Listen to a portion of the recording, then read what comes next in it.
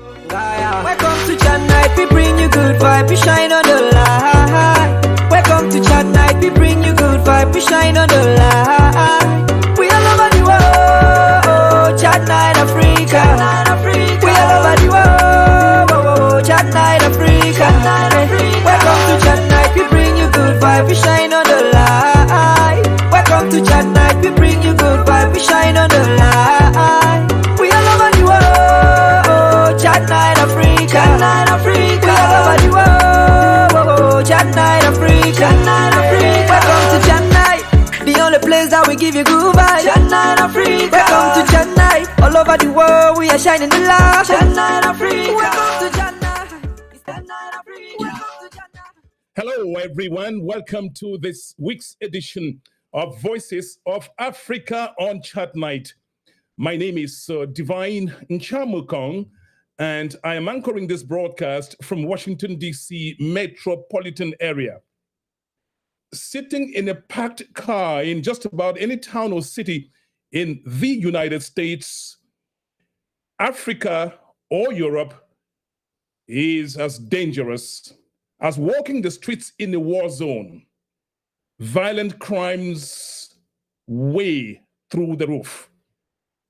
What's even more frightening and disturbing is that teenagers are those largely involved in the spike in violent crimes. The troubling phenomenon got the attention of Chat Night Africa, as you would expect. Today, teens tell their story. What is it your children wish you knew about them? We are about to embark on an exploration of the teens world. Parents, I guarantee this, you will be edified. Two teenagers, Daniel Munang in Canada and Nathan Takusi in Maryland, are about to light up this platform. Ladies and gentlemen, let's now welcome our first guest, Daniel Munang, connecting live from Canada.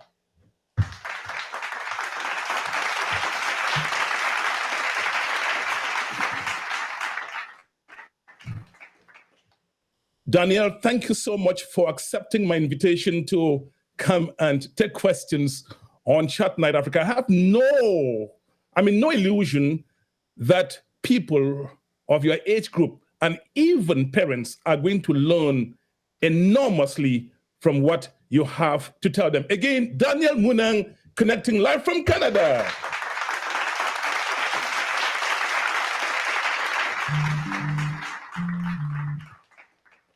And at this point, I'm going to introduce the second guest. He's a terrific young man, Nathan Takusi, connecting now from Maryland. Nathan.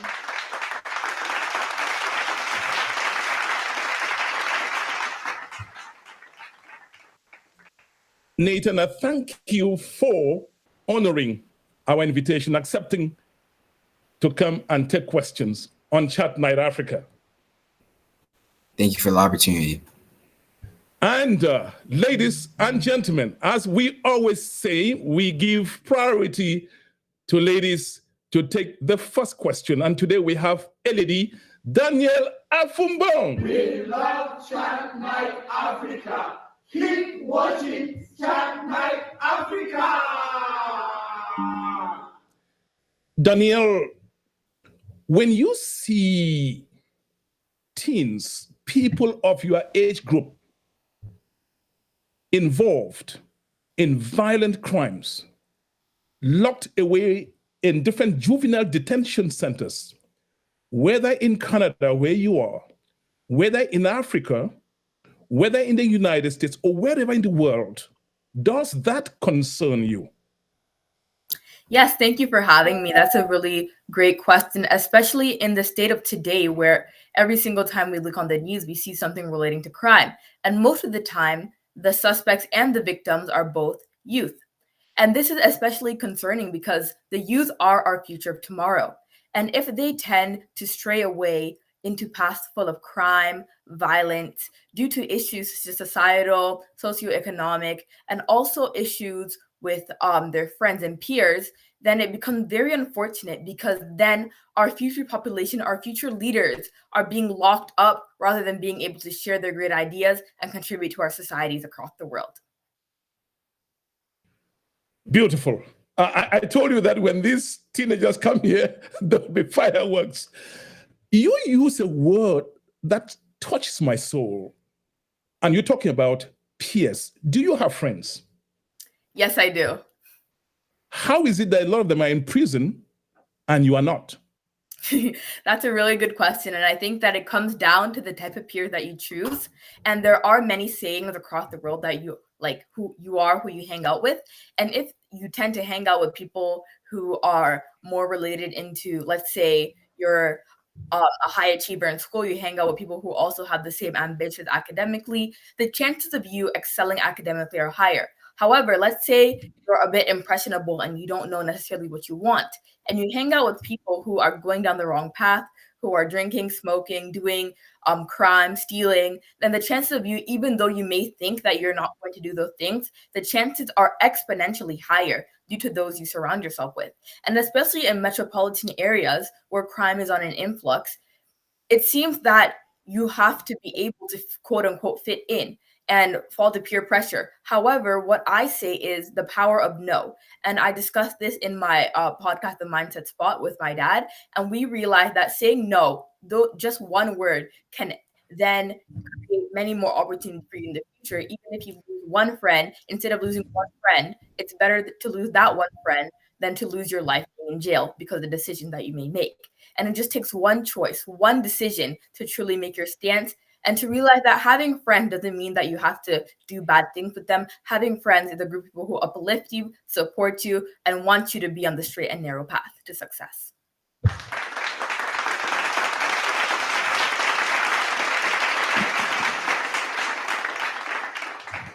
Ladies and gentlemen, I told you about Danielle. You can watch this broadcast in high resolution on our YouTube channel on the internet, www.chatnightafrica.net. And you can also watch it on Facebook, 2 places on Facebook. You will go away thanking yourselves that you came to watch a high-powered broadcast like this one today. You have only just seen the firing shots. Let me now invite our gentleman on the platform today. That's Nathan Takusi.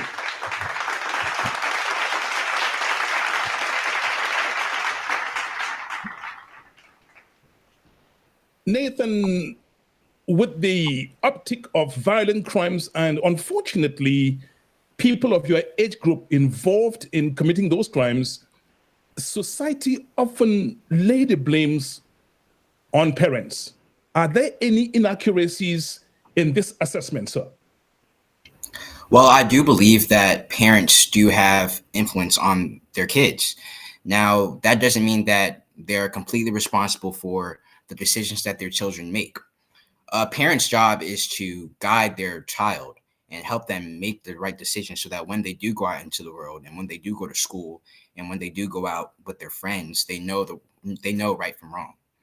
I do think that parents can have an influence, but at the end of the day, it's up to you. If you know what you're doing is wrong, you should know what to do, and you should know that I shouldn't be drinking, I shouldn't be smoking, I shouldn't be doing things that I have no business doing, essentially. In what ways could parents be responsible for the actions of their teenagers? Well, that's also a very great question. Well, parents, if you have your kid in an environment where they're it's like if you're in an environment where there's a lot of crime, a lot of drugs, a parent that's putting you in that position is not doing their job very well, because as a parent, you're supposed to make your child feel safe. You're supposed to put your child in an environment that will help them prosper instead of putting them in an environment where they're impressionable to certain things. So as a parent at a young age, you should be having your child in front of good areas and not in an environment where they'll be forced to make a wrong decision. Ladies and gentlemen, you can see these are two amazing teenagers on Chat Night Africa's Voices of Africa today. We love Chat Night Africa. So keep listening. We're not done. At this point, I'm going to bring I'm going to bring Danielle Munang on the platform to take another pointed question. Danielle Munang. Keep watching Chat Night Africa. Danielle, you talked about economic factor as being one of the things that predispose teenagers like you to crime. Would you please throw more light on that? Yes, of course. And I think that economic factor also relates to social media as well, because a lot of teenagers, we see Instagram, we see Snapchat, we see TikTok, we see so many social media platforms that even though if you're not poor or of lower economic status, seeing people in Lamborghini, seeing people with Louis Vuitton bags, seeing people flying first class everywhere, that could make one feel low self-esteem and then think they're poor. And in order for them to attain this life, they feel like they have to resort to any means possible, whether it's scamming, stealing, other things, in order for them to quote unquote meet this status. However, the case, unfortunately, is this status 99% of the time portrayed as social media is not 100% transparent. And a lot of people get lost in that trap. And then when they try to obtain these material items and they try to obtain this status, which doesn't exist, then crime and then negative things start to happen because they obtain it in the wrong way and try to portray this idea of soft life when in fact it doesn't exist. Chat Night Africa's Voices of Africa. As I observed earlier on, when people see crimes, teenagers carjacking vehicles, involved in rape, murder, the prosecutorial finger is pointed at parents. What are parents not doing? Are there things in parenting that are missing that therefore lead these children into the alleys of crime? Yeah, that's a brilliant question. And I'm not a parent, so I'm going to speak on it from a child perspective. Yeah, lovely. So from a child's perspective on a parent, I think that parents, they do their role, they guide, they nurture children, and they do it very well. And I know that this thoughts have been brought up about socioeconomic and the area one lives in. But I do think, for example, I'm going to use the analogy of a student. If a student was in the most private, most prestigious school where everyone gets 100 averages, if they still don't want to study and they don't want to do their share, they're not going to get that high average. Similarly, if a student in a school full of drugs, gangs, alcohol, and they really want to succeed, if they put their mind to it, on the contrary, they will succeed. So at the end of the day, life is about choices and it comes down to that.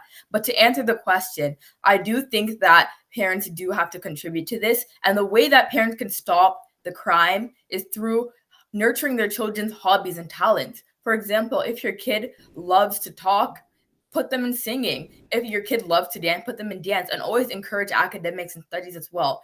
For example, in my case, my parents have enabled me to have a podcast called The Mindset Spot. They've also enabled me to create something called innovative volunteerism, which is what I do through sewing, but others do through many things such as solar dryers, carpentry, which allow young people and those who are young at heart to turn their passion, for example, mine of fashion, into a way to create economic opportunity and also solve societal and communal problems. And through this, it will allow us to develop our skills and also be contributing members to society. And to parents, what I do say, long story short, is to nurture your children so that they don't have to resort to crime to get what they want, but they can resort to the talents and the stuff you've been nurturing them since day one so that they can also obtain their dreams.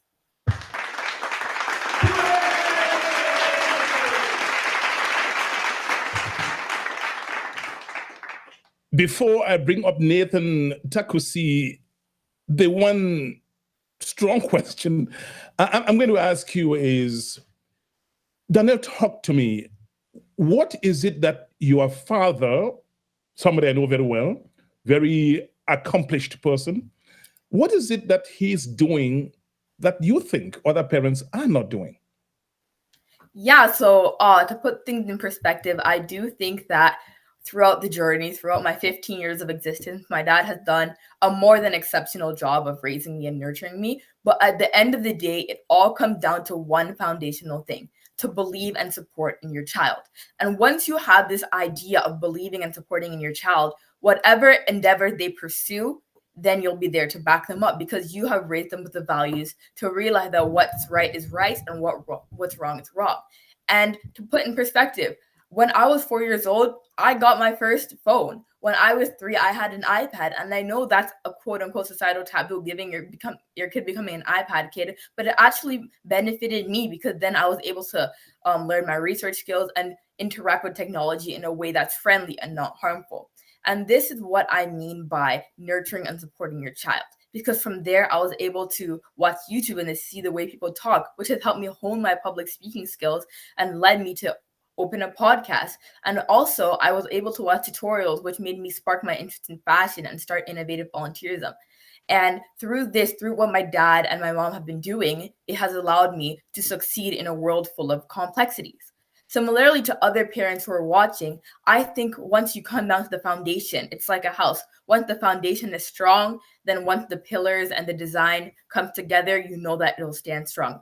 Like your child, once you develop the foundations and the morals and values you'd like to instill them with and support them on their endeavors, then they'll be able to succeed in whatever they choose to pursue.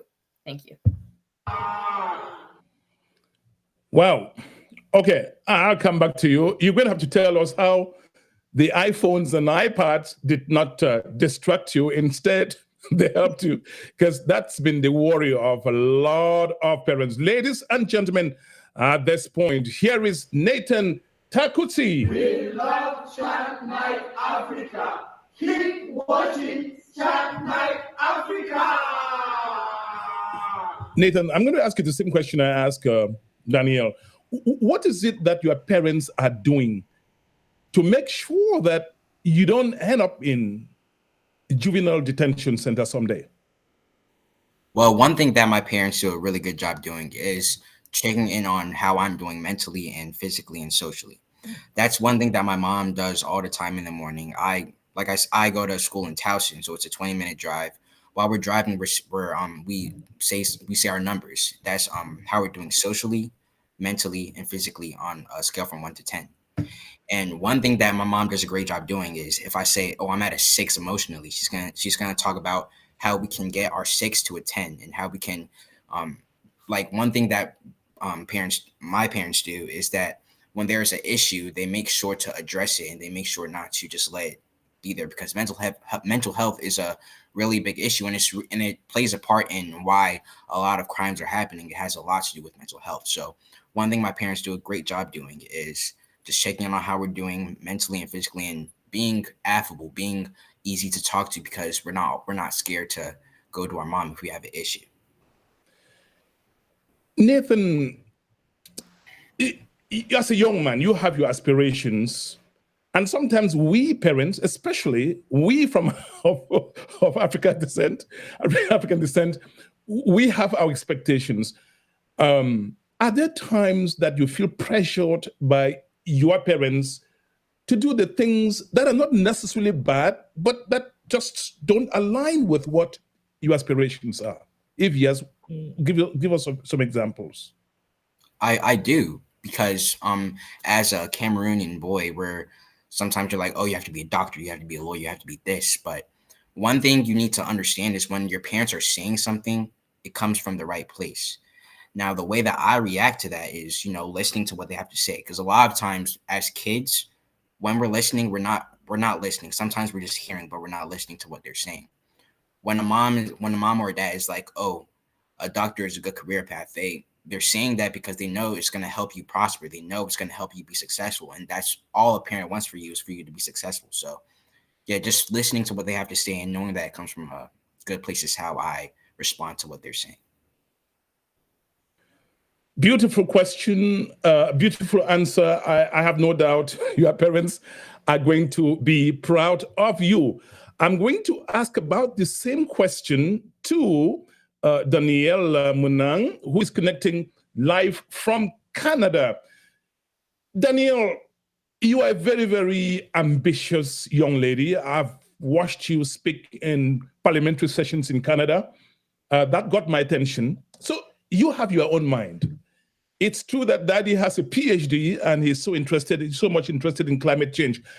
But the question we're going to ask you now is, are there times that your aspirations are in conflict with those of your dad or your parents, dad and mom? Give us some examples. Yeah, so to be honest with you, no. Like, there's not really a time where I feel like my aspirations are necessarily conflicted. Like, for example, with the Model Parliament program, I was invited to the Ontario Legislative Assembly, which to Americans, that's your equivalent of your House of Congress. And with that, I was able to debate on transport policy and talk about economic and transportation reform within my province of Ontario. So to put things in perspective, although transportation policy and economic policy is not hand in hand with climate change, my dad was very ecstatic. He was very excited for me to be able to voice my passions and to be able to be in such a place where I'm with like-minded teens who have a passion for politics and especially policy. And with other things, for example, with school or like future careers, when they say something, I listen, and my dad, he's a very good mentor, and through innovative volunteerism, he has mentored tens of thousands of youth across the continent. So I tend to realize that if he mentored this amount of people, what he's saying makes sense. You know what I mean? So like, I take that advice with wholeheartedly and understand that whether I agree with it or not, it comes from a good place. And no parent wants to see their child fail, similarly to what Nathan said. And with that in mind, whether I 100% agree with it or not, I understand the place we're coming from. And like a bill in the House of Parliament, you can reform, you can make amendments so that it fits both sides. So if I don't 100% agree with something, I hear their perspective, say mine, and from there it gets resolved. But long story short, no, I haven't seen any conflicts between my dad's ambitions and mine because they align with the focus of wanting to make an impact to each and every single person.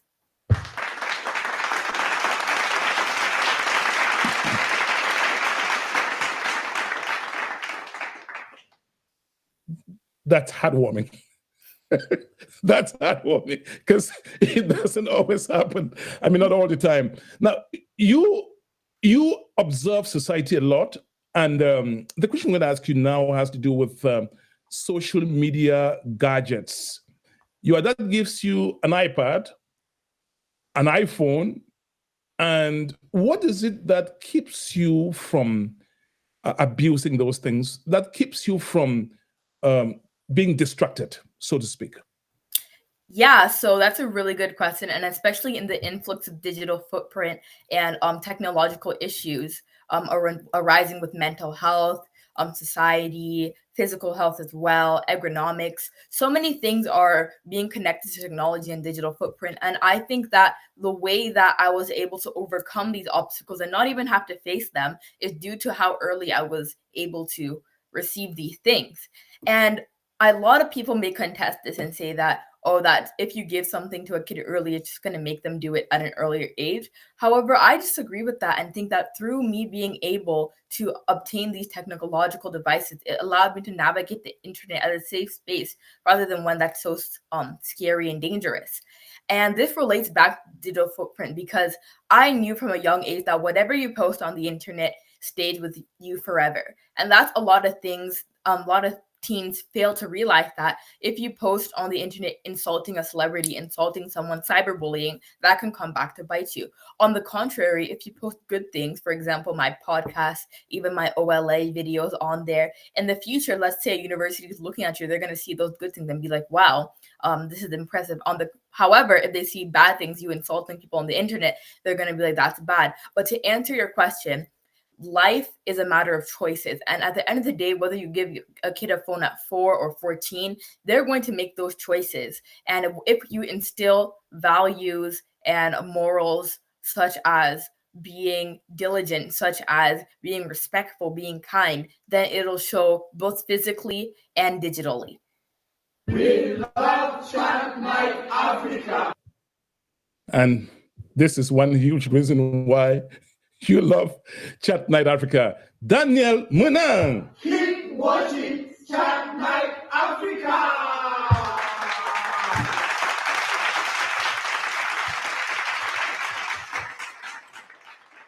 Ladies and gentlemen, you are watching this ebullient show, combustible by every definition of it. Oh boy, when I heard about these two teens, I said to myself, I'm in trouble here today. And you've seen the evidence. If you're watching on YouTube, please do us the favor, hit the button, the subscribe button, and the notification bell. I think by now you realize the kind of content we bring you on Chat Night Africa. That's transformative content. At this point, I'm going to bring up Mr. Nathan Takusi. Thank you, Nathan. Nathan, your dad promotes culture a lot. That's Mr. Takusi Emmanuel. And your mom is the traditional African woman who loves and respects her husband a lot. What is it about African parenting that you have reservations about? Well, are you asking like what I don't like about it? I'm not quite sure. Yes. Are there things that you feel that the parenting methods are influenced by the cultural origins of your parents? That makes a lot of sense. So, yeah, I do have some reservations about it, but one thing I do know when parents say things, I understand that.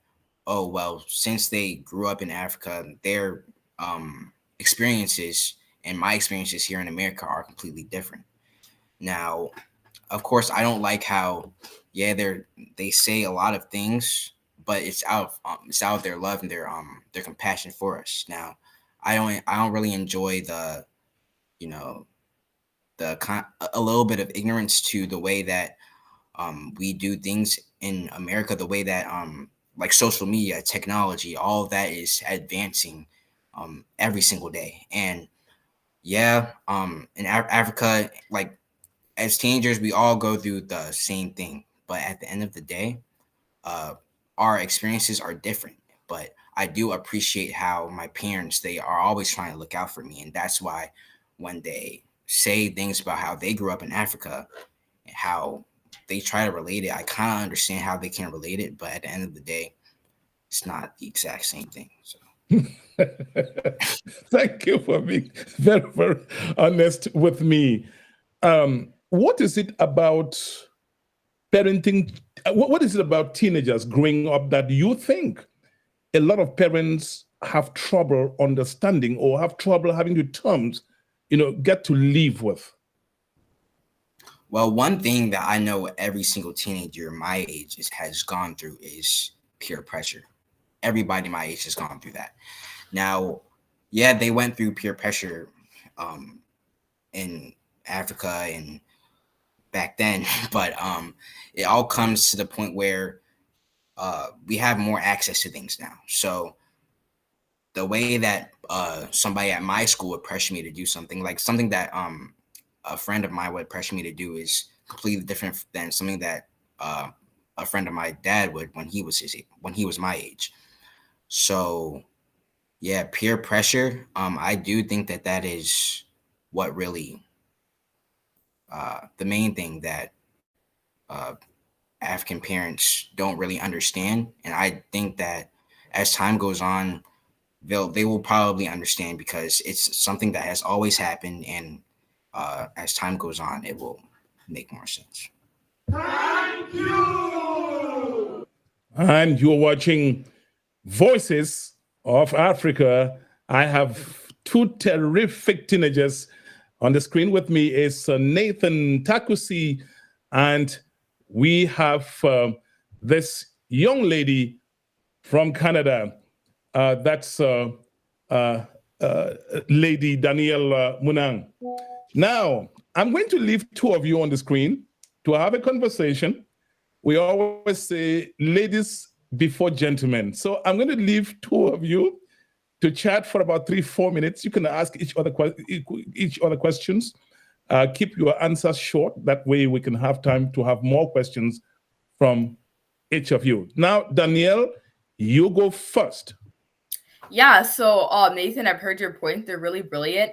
And I was wondering, from an American context, how do you think that like people who end up in these facilities, do you think it has to do with like lack of extracurriculars, lack of other hobbies, and how do you think your hobbies have contributed to your success and not going down the wrong path? I really do believe that extracurriculars has plays a part in it. Like one thing in my school, there are a lot of kids who don't play any sports. They're just not interested in doing anything because they think it's cool.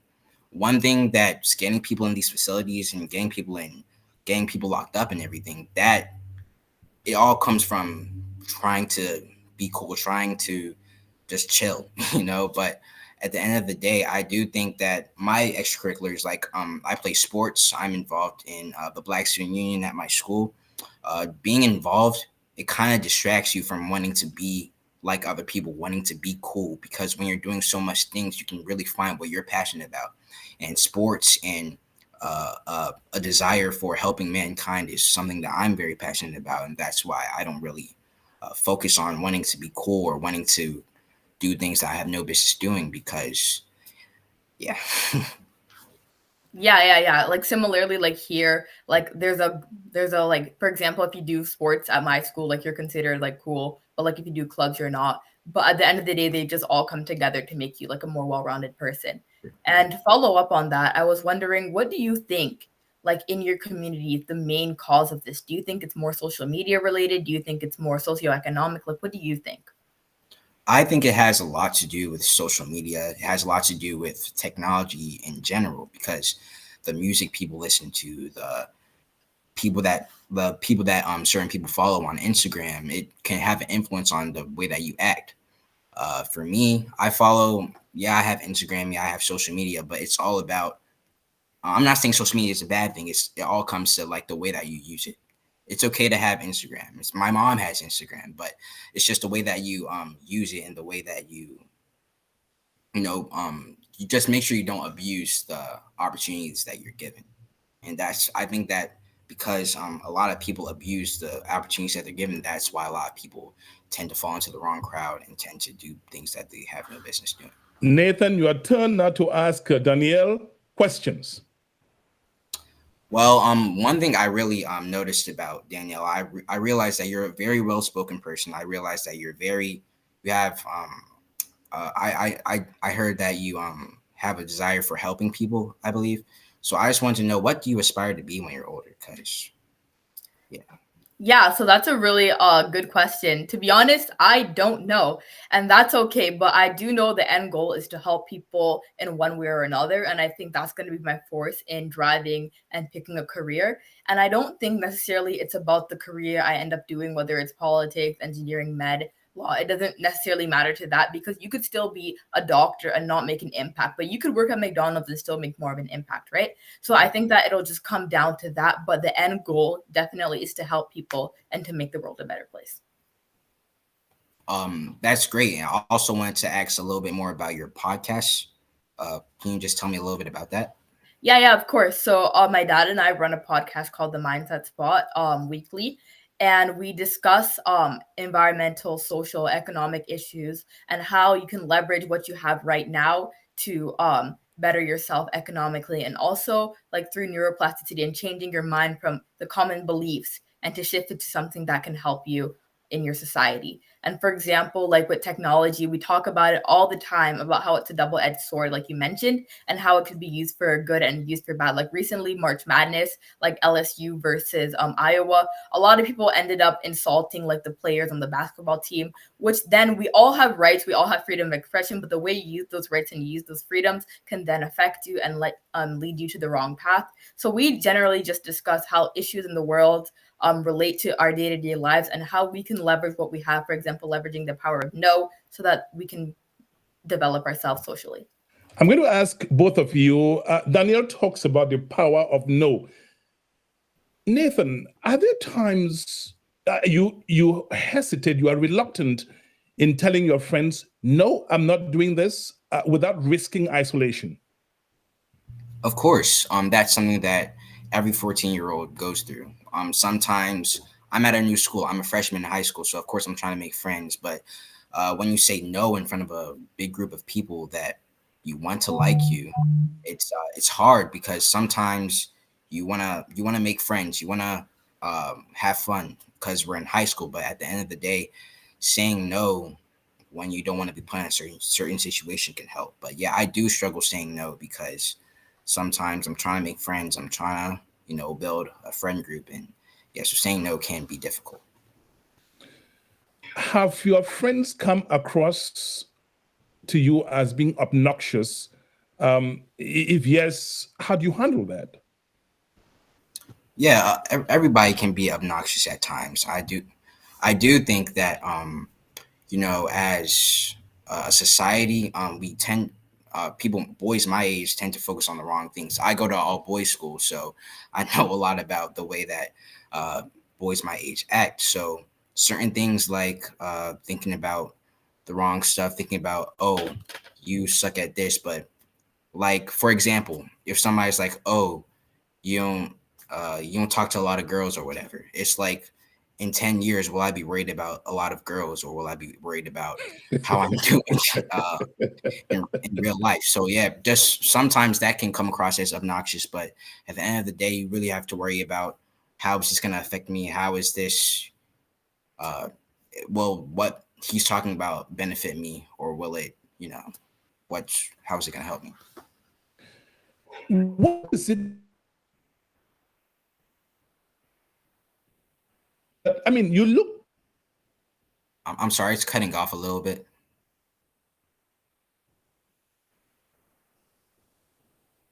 Hello. Um,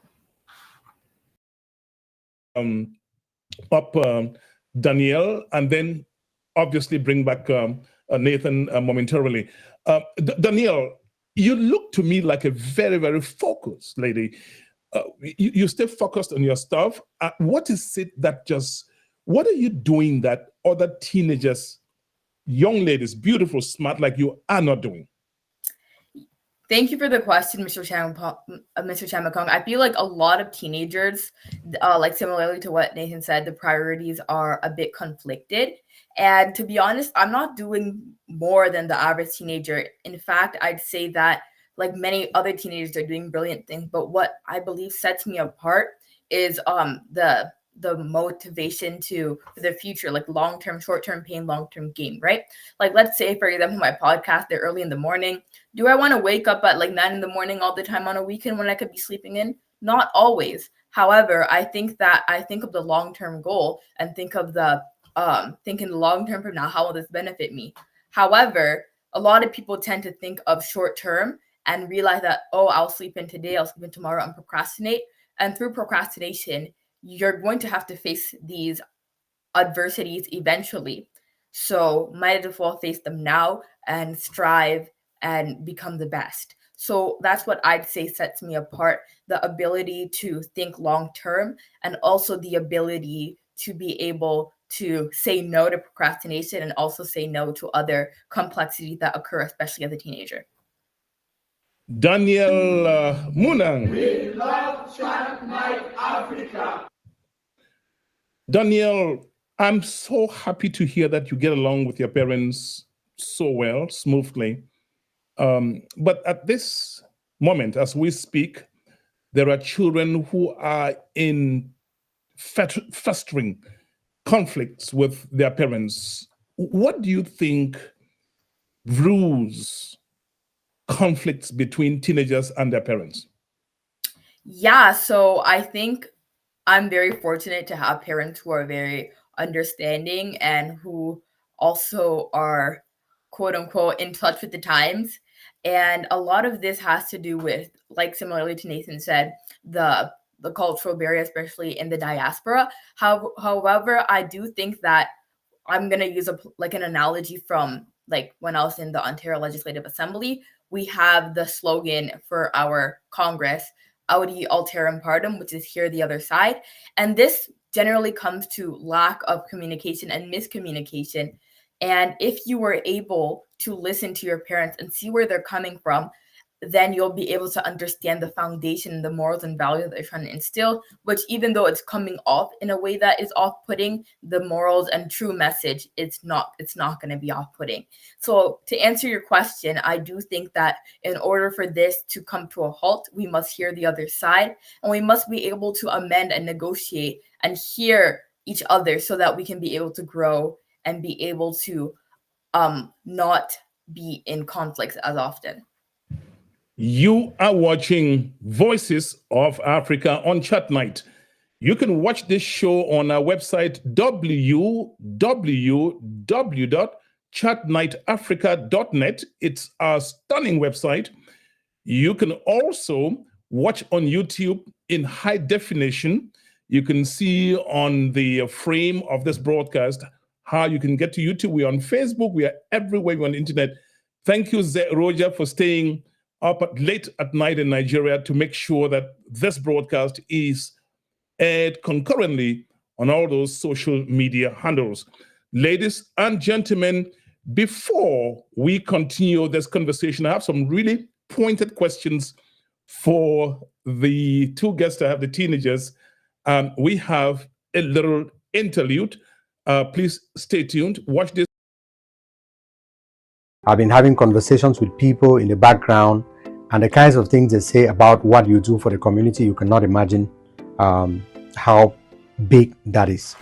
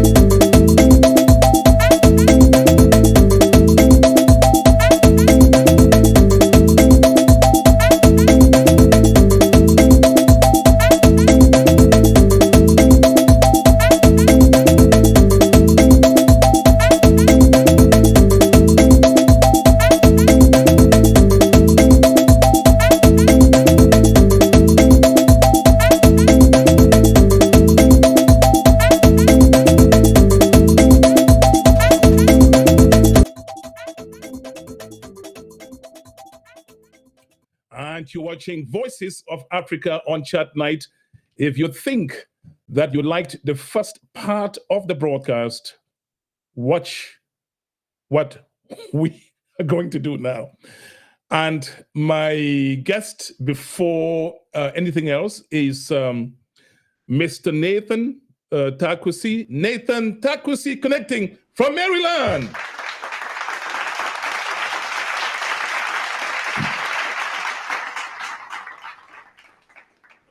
Nathan, you have a lot of friends.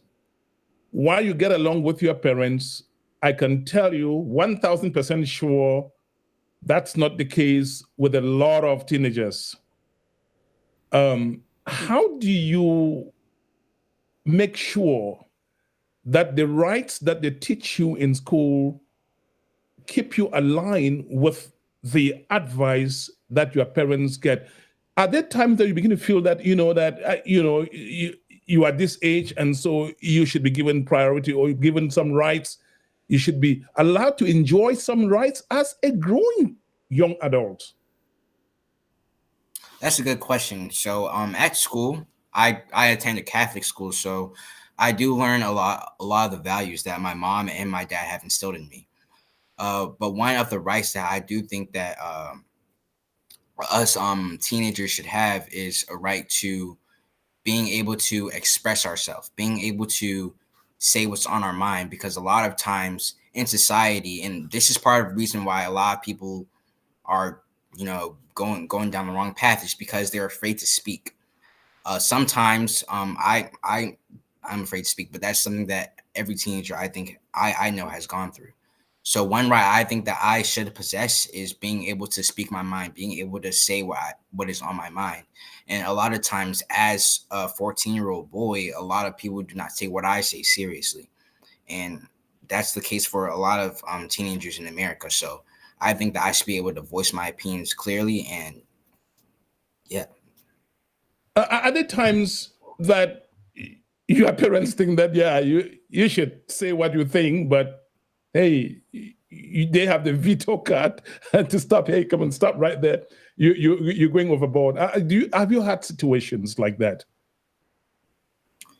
Well, of course, yeah. So like I said earlier, my parents are from Cameroon, and we have different not beliefs necessarily, but we view life in a different way. So the way that school was in Cameroon in 1980 isn't the same as how I go to school every day in 2024 in America. So yeah, I do understand that I have the right to speak my mind and say what I have to say clearly, but also I do remember that they are my parents and I should respect their opinions. And that's also one thing that teenagers should know is although you should voice your opinion, you should also respect what other people have to say and respect other people's opinions. And I also believe that as parents, listening to what your child has to say is very crucial. So when my mom or my dad says something that I don't necessarily agree with, it's all about respecting their opinion. And like Daniela said that earlier, seeing both sides. So you can take what you have to say and take what your parents have to say, and just understanding and respecting both sides, and seeing how you can come to a common denominator.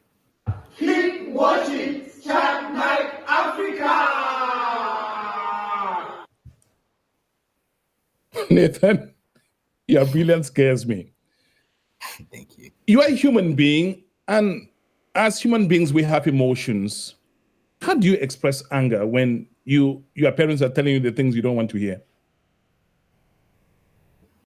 Like I said earlier, when my parents say something that I don't necessarily agree with, something that doesn't quite make sense to me, it's all about respect.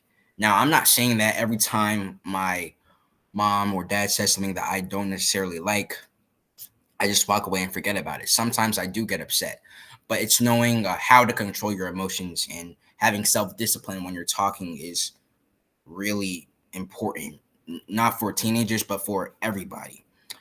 And that happens at work. When you're at work, sometimes you don't have the same sometimes you don't have the same values, the same beliefs, the same opinions at school, at when you're talking to your friends. But the way that I express my anger is just staying calm and collected and just understanding, oh, they come from they have different experiences. I have different experiences. So we're not gonna agree on everything, because that's just not how life works. You're not gonna agree on everything. People are gonna have different values and different things that they believe in. So yeah. Wow. Nathan Takusi. And you are watching Voices of Africa. At this point, I'm going to bring on Danielle Munang. Danielle, I'm going to ask you the same question I ask. Great job, Danielle and Nathan. Wow, that's beautiful. I hope many of your Cameroonian American peers get to watch this. Great discussion we all need to have. And I can tell you, Danielle and Nathan, parents are learning a great deal from the statements you are making. Let me come back to the question I asked my other guest, Nathan. Danielle, what do you think is at the source of the intractable conflicts that some parents get to experience with their teenagers? Yeah, so similarly to what you have previously stated, rights is a big issue. And I think that when we put into perspective, what is a right? A right is the ability to do or not to do something. And from a Canadian perspective, we have our Charter of Rights, but the number one right is the reasonable limits clause, which says that you have a right, but also within a reasonable limits. And once you have your right, for example, freedom of expression, there's also after that right, after that freedom, what happens? If you use that said freedom of expression to insult, berate people, whether in person or online, then what happens after that? Is it also it's also your right to get detained for committing a crime? There are also a lot of rights, and we can't pick and choose which rights we'd like to have and which rights we simply just put a blind eye to. But to answer your question, I think that what is the root of this problem, similarly to what Nathan said, is the difference in ideologies and values, which in life, that's always going to happen. However, what we need to realize is that rights, although they are pivotal and vital for human development in the 21st century, we must realize that within a right, there is also the right to have that right as well. Somebody has their freedom of expression, but somebody else has their freedom to be respected. And with respect to that, we must realize that although we can say whatever we want, there are going to be consequences for our actions. And if we go around speaking our mind left, right, center, then that can land us in problems. And hence that can also lead to juvenile detention centers. If you say something, someone gets offended, they punch you, kill them. That's how it starts. And although freedom of expression in conclusion is a great thing, we must realize the consequences of our actions and not go ballistic with it.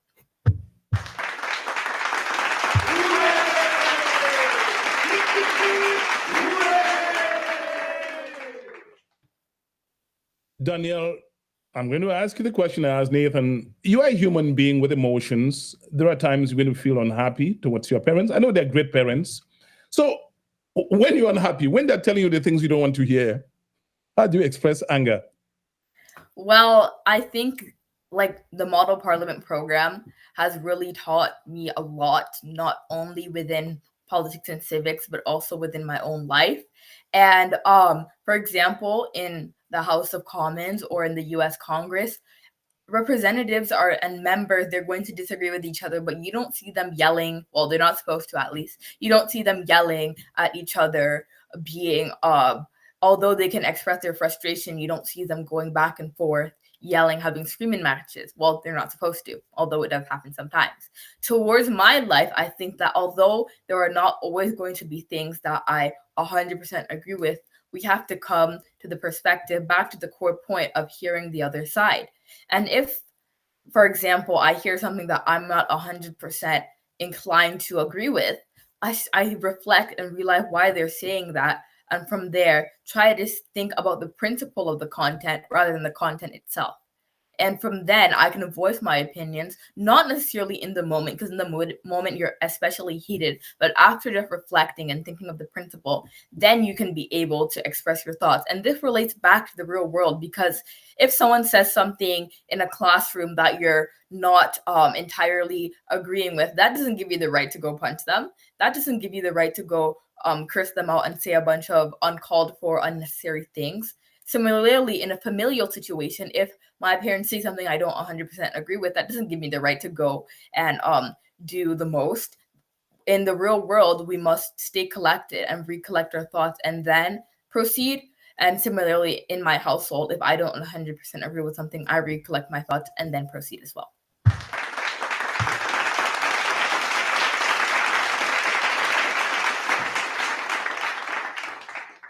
This is beautiful, Daniel. If one day you do not run for parliament, I'll be really, really surprised. I got somebody on the line. Hello. Yes, please just hang on. You are watching Voices of Africa. Hello. Yes, go ahead. Hello, hi, how are you? I'm good. That's Reverend Dr. Doreen Fobi Takusi, the mother of Nathan, on the line. And I will also be talking to Dr. Richard Munang. Doreen, what is it that just makes this young man such a formidable force? What is it? Nathan is the youngest of 5 of our children. And I would say that Nathan has benefited from having me and my husband, one, and of course, having 4 siblings. And his uniqueness, as you can see, Nathan is very outspoken and Nathan is very communicative, very, very communicative. Nathan would tell me, Mom, that doesn't make sense. Mom, I think you're ignorant about this. And we have learned to say, okay, son, let us engage. Let us understand. What do you mean? What are you talking about? And by so doing, it has built his confidence at home, because it starts at home before you send him out in the world. And that's one of the things that he told you in the morning. I'll ask about how you're doing emotionally, physically, mentally, spiritually. We talk about that every morning. And when he comes back, we talk about it. We do affirmations. So he's just a very, very communicative person that likes to talk what he's thinking. And he says that in a very respectful way, too. And I really appreciate that about him, that he has a lot of people around. We have a household of 7 people. So he's benefiting from all of us and telling us what we do right and what we do wrong, and reminding us every single day that, well, that was in Africa and this is America, so it's very different. So are there times that you, the traditional woman, and your husband, the traditional African, are there times that you feel, hey, you stepping overboard, you're being too African in an environment that needs some modification? And if yes, what are such moments? Yes. And of course, me, and I would just say my dad is a typical, my husband, his dad is a typical African man. And so Nathan would look at that, and they all would look at that and say, Dad, what you're saying doesn't just make any sense at all. Because he would be saying how when I was in Sase and this happened and that happened. So we need to find a way in general as patients to think how we were raised and to take the good parts of that and merge it with the American system, because our kids are exposed to so many things. And believe it or not, and they go and research. I say, Dad, but you said this, but I went on the internet and I saw this and I saw that. And my husband and I will look at us and like, these kids are just way too much for us at this point, because they have a lot of information. So yes, we do sometimes need to reset and realize that it's a different culture. The way of communication is different. The way of engagement is different, and try to, like the Bible says, come and let's reason together, and try to reason together with the kids so that together we can get to our outcomes. Doreen, before I let you go, what do you think, especially immigrant parents in Europe and the United States, struggle with when raising their teenage children? A couple of things. First is that a lot of us are struggling with inner child healings. A lot of us, the way we were raised and brought up doesn't serve us right. A lot of us are dealing with unresolved issues because of the various parenting styles, from the way we were raised, the various sibling issues, and stepmom and stepdad, and father did this to my sister, I didn't do this to my aunt. So we have not reconciled that past conflict. And if we are not very intentional as we grow and become parents, we're going to take that internal conflict and the parenting styles of our parents, and it will really, really affect our children negatively. So as I say, in America, to be a good parent, you have to start with you, assessing you, how you show up, how you parent, and you might need to make some changes because the kids here are very outspoken. They have a lot of information and they can really question you. And number two, do not take things personally when the kids talk to you. I personally have learned a lot from my 5 kids just by communicating with them and having really hard, tough discussions with them. And so sometimes they would say something, and believe it or not, I'll be like, wow, they really, really, really, really make sense. And that has really helped me out to really engage with them, ask them questions, and find a way to connect with them so that, together I can help them, because the world is not the best with our kids. Before I let you go, Doreen, I thought I was asking you for last question, but let me ask you. Yeah, I mean, you come on so strong, and I can expect, I can envisage what Dr. Munang is going to say. Yeah, it's a strong guy in communication. Doreen, are there times that you struggle between being the parent who should exercise authority and worrying whether that would carry you across as being weak to your children? So maybe in the past, but I have grown to know that I'm a mother and I'm not a friend. I've grown to realize that we are friends, but there is a line. For example, my daughter is 20 years old. It's almost 20 years old. She's going to call me right after this if I say she's 20. She's going to be 20 in May. So, so out of 5 kids, I have 1 girl, and Nathan is the youngest, he's 14. So I'm very, very authoritative at sometimes, and then I know how to balance it. You have to know when to say what and when to say what. I don't know if you understand what I'm just trying to say, because their kids have to understand that regardless of how you want to engage them, regardless of how you want the best of them, you are still a mother that is there to guide, lead, and direct them towards the right path. And to be honest with you, it's hard for me to say this. Some of us parents need to prove that to our kids. Right? We need to prove that by our own values. We need to not only say it, we have to walk it. It has to be the doing of what we are telling our kids. There is a huge conflict in our parental styles when our parents are saying one thing, but they're doing the opposite. There are a lot of African parents, please forgive me if I say this, that are not that responsible. And they expect their kids to be responsible. You're not home at night. You don't spend time with your kids. You don't go to the kids' function. You don't go to their games. But you can hang out. You can be at all-night parties. You come home late. And then you tell your kids, study hard, go to school. You just tell them, but you're not part of them. So it's hard for the kids to respect that kind of a parent. We have to find time. There are parents that are working doubles, triples, and all that, but they're missing the time of interaction, of engagement, of finding their kids why and directing their kids towards that path. For example, your child, you might say you have to be a lawyer or a doctor. That you understand their passion, their desire, and that, just like my beautiful daughter was saying earlier, and you work with your parents to guide you towards that path. So we need to pause and assess, because our family is what defines our why. They know us by our deeds, and our deeds as our children. So we need to re-strategize, spend time, and grow them accordingly. Doreen Fobitakusi. Thank you. All right, thank you, Doreen. And in a moment, we will have Dr. Richard Munang. I want to ask you, how do you react to that? You're a lady, and probably one day will be Dr. Danielle. The way you're coming on strong, that will not surprise me. So how do you react to Dr. Doreen Takusi, Nathan's mom? Yeah, so I think that you brought up a lot of brilliant points regarding parenting, especially in the diaspora. And with this, she also talked about how there are different roles and how she's not solely a friend. She's also a mother, and that comes first. And I think that also relates to the influx of crime, because a lot of kids, especially teenagers, think that them and their parents, they have to be like this, they have to be friends, like they're besties, which although that's true and it's good to have a great relationship with your parent, there has to be a line between especially with respect. And a lot of children and especially teenagers forget that, and that leads to a lot of conflicts, and then they start to find trust more in their friend than in their parents, and then that trust can lead to peer pressure, which leads to eventually wrong decisions. So I really liked her point on that, and also about how blending the cultural and traditional African examples and living that example rather than just saying but also doing as well. Beautiful. And you are watching Voices of Africa.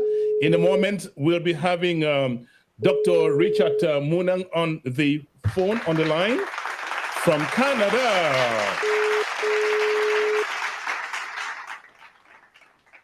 All right. We will bring on Dr. Richard Munang momentarily. Dr. Richard Munang, please get ready. Okay, you're on the line. Hello, Dr. Munang. Hello, Mr. Chamukong. I have to say that you are doing a terrific job. What is it that you are doing that other parents are not doing to produce this kind of daughter? Well, I think every parent, wherever they are, I mean, they do their best. And I think they give their all. And what makes the difference is to understand that the role of a parent is different from the role of a child. And the role of a child is different from the role of a parent. And therefore, giving them the space in which they're supposed to be in without negating what needs to be done from the parent side actually allows them to strike. Because the reality is that they need guidance. And as parents, we've gone long ahead of them. I've been having so we need yes, go ahead. To then we need to use our experiences to then be able to give them the right mentorship and hold their hand, but also understanding that they have some aspects and some understanding in issues that we may not have had them before. And so we should also be open-minded to listen, but not necessarily forgetting that we have to play the role as a parent. That's what makes the difference. Are there times that children would come across as unreasonable to parents? And what would you recommend is the best way to handle that? Well, of course, they will always come across sometimes, especially when they have views, and those views are picked up from school, picked up from their peers, and picked up from the environments in which they interact. But I think what happens is to start making the kids to understand that it's not everything that they want or do that is right, and therefore they need to be corrected. And setting those boundaries and putting those limits that there is just what you can do, which can reach this limit. For example, the practical example is allowing kids to read all the time. I mean, that's not healthy. And you're not going to make your kid to be sharp and intelligent by forcing him or her to read all the time without also giving room for her to play or engage him or her in extracurricular activity. And so there needs to be a balance. And then there also needs to be discipline. And I strongly believe in discipline, where when you say don't do it, and it's done, you have to punish that child, to set the example and to set that precedence, to know that if it happens, then there are going to be repercussions for it. And I think we've done that and it worked. So I will tell parents to listen, to have an open mind to learn, but to also understand that a kid is just as good as also yourself. And I think the mother of Nathan put it very clearly: you cannot preach water and drink wine and expect your child to drink only water. And therefore, you must lead by example and set this stage to also allow that kid. Because the truth is this: what I've noticed is that a lot of young people look up for role models. And the first role models they have is their parents. And so if the parents are doing something contrary and telling them to do something, they will say, that, why didn't you do it yourself? And that is a legitimate question, but it will come at sometimes as condescending. But if you set that good example and said, I'm here and I've done this, so you have to do it if you want to succeed. But it might not be a linear path for you, but pick the principles and go with it. Dr. Richard Munang, before I let you go, you used the word mentoring. While I understand that what that means, I'm almost certain a lot of parents don't. What do you mean by parental mentoring? What do you mean by that? Give us some concrete examples. Yeah, thanks a lot. I mean, a very practical example is you are a journalist and you have your daughters and they may want to go into fashion, or they've already gone into fashion, for example. You can be able to help guide them with communication skills and how to approach issues and how to pass a message. And I think using lessons learned from parents to impact on their kids, on the pathway the kids want to take, not on their footsteps, because that is the biggest error. Mentorship is pretty much helping others to see what they have but don't know, and at the same time helping them with what they know but don't know how to take themselves forward with it. And so continuous guidance, and in the process of guiding them, helping them to see what they have but they never knew they had, is actually what to move forward. I even use the case of Danielle. She is an eloquent speaker, but she needed to understand there is a difference between speaking and communicating facts and communicating information, because you can be speaking without communicating. And so to communicate, you doesn't necessarily need to speak for quite a very long time, because you can speak for a long time without necessarily passing a message. And so that guidance is important. And so the last aspect, I think, is you cannot mentor on aspects you do not know or understand. And therefore, for parents, they need to really also have a grasp. And I like what Nathan said. You cannot be able to mentor somebody when you do not understand what you are mentoring that person with. You don't have the facts, you don't have the experience in it. So we should use what we know to guide our children to move forward and also learn from them, because they are in the fast lane of information at the moment. And with that, us also having the open-mindedness to get what we can get from them and increase our own understanding of issues which we might not know, it will not work. So at the end of the day, they also mentor us in one way or the other as we mentor them. And so we have to meet in the middle. Thank you. Thank you so much. Dr. Richard Munang, connecting from Canada. Thank you. Wow. This is a beautiful, beautiful show. Lots of people, and just, you know what? You have to have other parents watch this broadcast. You have to have other teenagers watch this. I mean, I'm learning a lot from both of you. I have to be honest with that. I'm learning a lot from Nathan, learning a lot from Danielle. I'm going to have you first, Nathan, give your last word in about 2 minutes or so as concluding remarks. And then, of course, I'll bring Danielle. I want you to speak to parents and then speak to teenagers, your peers, your age group. Now, Nathan, you have the platform. All to you. Thank you very much. First off, I want to say thank you for the opportunity to educate some people on my experiences as a 14-year-old. One thing that I want parents to know is basically just have an open mind when you're talking to your kids. Just knowing sometimes kids are going through a lot of things and sometimes they might not want to talk, but just make sure that they know that you're there and they know that you are a safe space, and that every time they say something that you might not like, you won't just blow up. Because sometimes that's why certain kids are afraid to talk to their parents. Just let them know that you can, you're there for them, and that you are willing to talk and you're willing to just share your advice and just share an ear to listen to the things that they have to say. For the teenagers, I just want to say, don't give in to peer pressure. And the most important thing is to stay disciplined. Self-discipline is attribute or a trait that every single person should have. When you're disciplined, you know what to do, when to do it, and you know how to make certain choices. So if you're disciplined, then everything else will fall into place. If you're disciplined and you wanna become a lawyer, you'll be disciplined in learning about law. If you want to be a doctor, you'll be disciplined in learning about medicine. If you're disciplined in any field whatsoever, then yeah, you'll everything will fall into place. So again, thank you very much for having me, and God bless. Hooray! Hip, hip, hip! Hooray!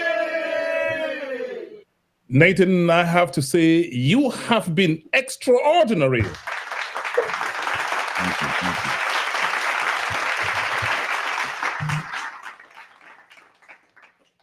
It's so sweet. We could be here till tomorrow. But I'm going to have to bring this lady, this beautiful, brilliant lady, and that is Danielle Munang.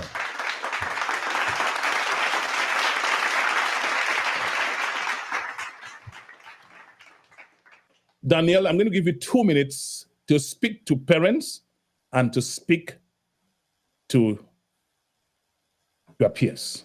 You have the platform. Yeah, thank you so much for having me. It was such a great opportunity to discuss issues that not only teenagers face, but also parents seeing the effect of violence among teenagers, especially in the diaspora today. And what we need to do is stop the crime. And in order for us to stop the crime, life is a matter of choices. And if you make the choice to fall into peer pressure, then you make the choice to fall into a life of crime. However, if we make the choice to say no, but to say yes to opportunity, say yes to discipline, and to say yes to following your own path with the guidance of your parents, then we say yes to a bright and successful future. With this, what I say to parents is that you and your children, although you have distinct roles, you have to work together in order to create a good balance. And through hearing the other side, you can allow your child to express their thoughts, and you can express your thoughts and find a common ground, while also respecting the difference in ideologies due to the difference in times. And what I would say to a teenager watching this is saying no is not a bad thing.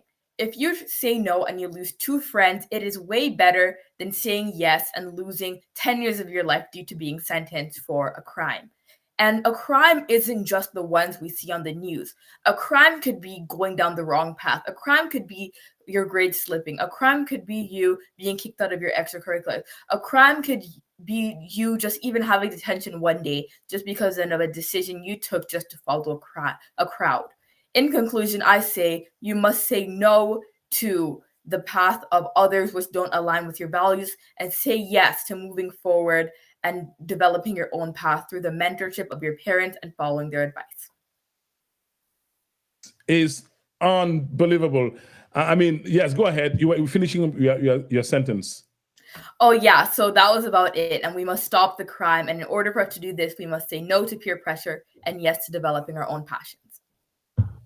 We love Child Night Africa. Danielle, you people just swept me off my feet, and your participation is memorable. I really, really, really think every young person, every teen, every parent, by the way, should watch the show.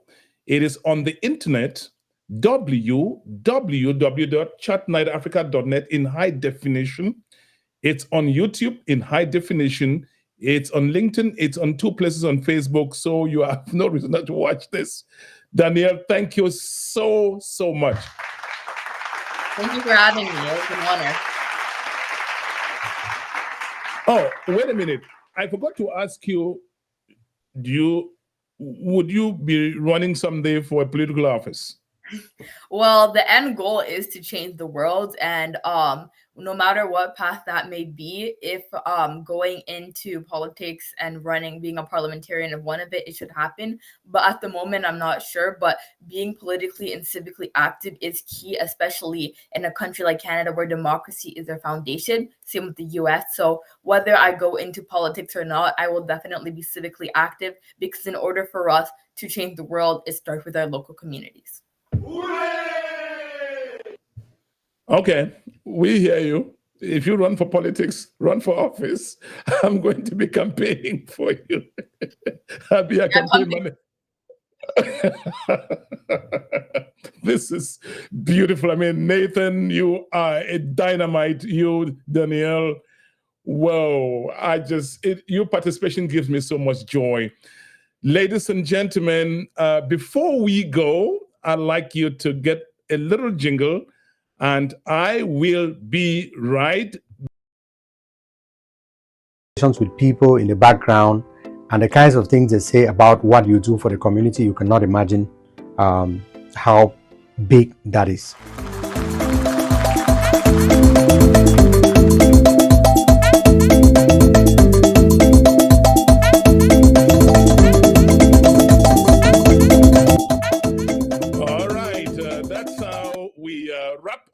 edition of Voices of Africa on Chat Night. Again, it's on YouTube.